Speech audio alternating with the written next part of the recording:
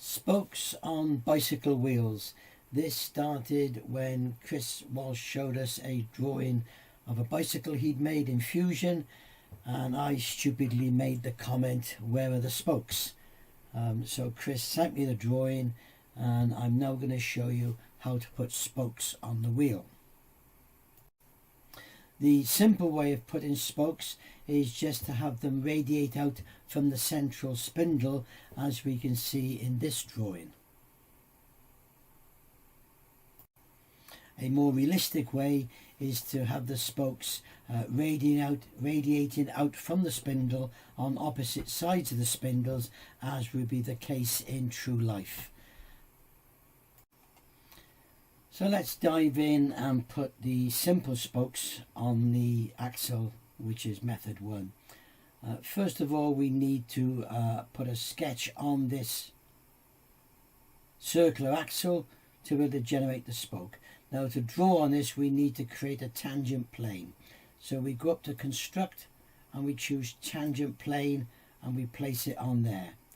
We can leave it at 0 degrees so that it's at right angles to the tangent, to the axle, sorry, and we'll click OK. And then we'll turn on our construction there so we can see it. So there's our plane. Now we're going to draw on that plane, so we highlight the plane, click on construction, and we go in and we draw a circle that's the thickness of our spoke. I'm going to do 0.2 millimeters. I should add at this stage that the size of spoke you use will depend upon the scale you're operating in and the quality of your printer. A 0.25, 0.3 millimeter may well be suitable for a 7 millimeter scale bicycle. For 4 millimeter scale, you need to come down to 0.1, 0.15, but then it will depend upon whether your printer can cope with it. And for N gauge, I wouldn't even bother putting spokes on, because it's doubtful that they will print.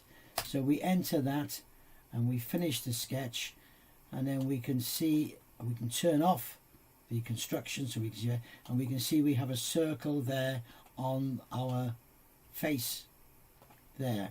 So we can select it and we can go into the extrude mode, and then if we go onto a front view so we can see the whole thing, we can then extrude that out to join the wheel, making sure it's a join, and OK it. Now we basically highlight it, and we want to do a pattern, and we want to do a circular pattern, and we want to select our axis, which is going to be there, and we want to go full all the way round, and we want to put the number of spokes in. Now I put in 22 spokes, which may be too many. I haven't actually counted them on a bicycle wheel yet. Click OK, and there we have them in there.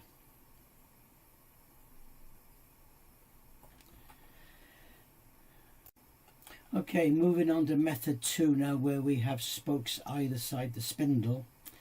A little bit more complicated this time, but hopefully the method and technique used might be of useful in other areas where you encounter similar problems.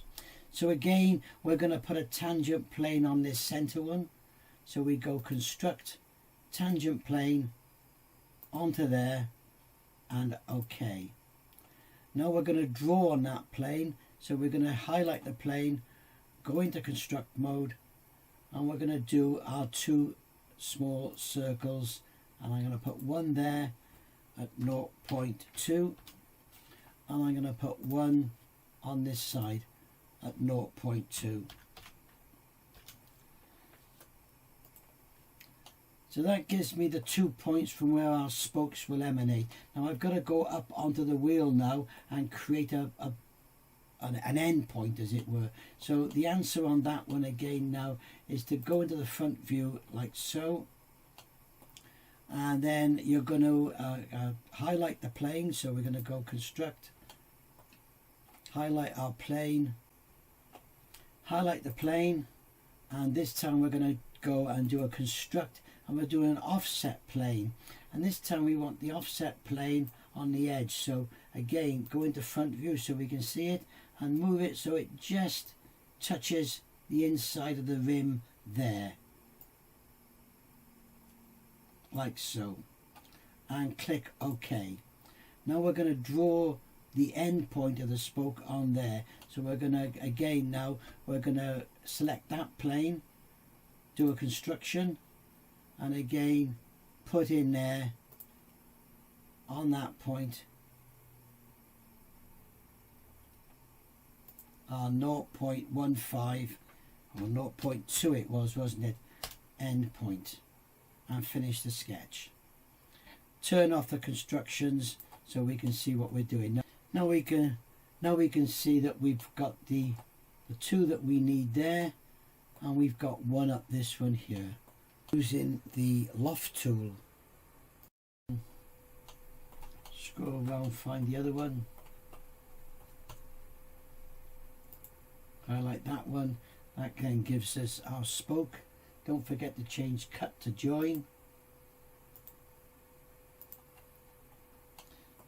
And what we need to generate another spoke, because that's the one from the one side.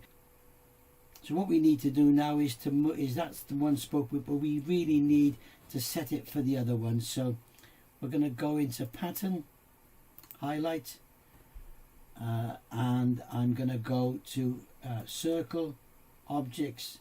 The axle is going to be there, and I'm going to do one only, and I want that at partial, and I want it at 18 degrees.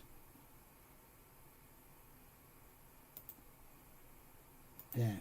That will become clear in a moment why I've done that, so if you can just bear with me a moment, because now that then gives me the spokes on the outside. I will delete that one for the moment because we don't need it.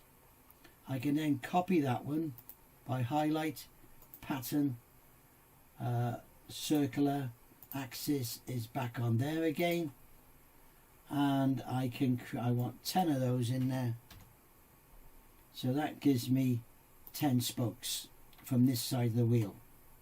I now need to generate the ones on the other side of the wheel, so I come back in now to my loft tool,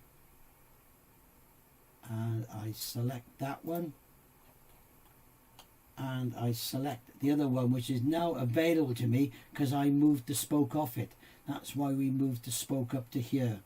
So I highlight that one, and not forgetting to do a join, and that's that spoke. And then I can highlight that one and go into pattern, a circular pattern, select the axis, which is this axis here, and again I want 10, and that will give me 10 in between. So I now have the 10 on this side and the 10 on the other side.